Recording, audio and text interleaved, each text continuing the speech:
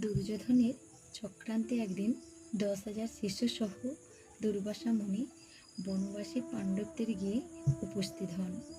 দুর্যোধন ভেবেছিলেন যে বনবাসী পাণ্ডবরা দুর্বাসা সহ 10,000 মুনিকে ভোজন করাতে পারবে না।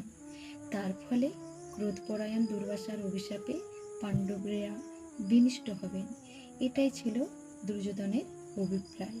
এই চক্রান্তের কথা ভগবান শ্রীকৃষ্ণ জানতে পেরে শ্রীকৃষ্ণ পাণ্ডবদের কাছে এসে বললেন যে তিনি খুব ক্ষুধার্ত এবং তিনি কিছু খেতে চান।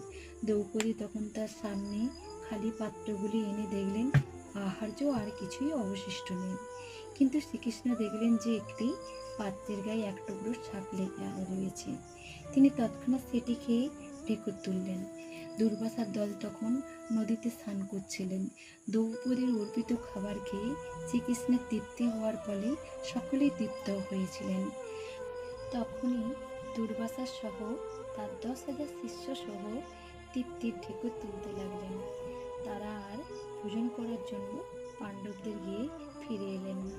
এইভাবে শ্রীকৃষ্ণ দুর্বাসার ক্রোধাগ্নি থেকে পাণ্ডবদের রক্ষা করেছিলেন।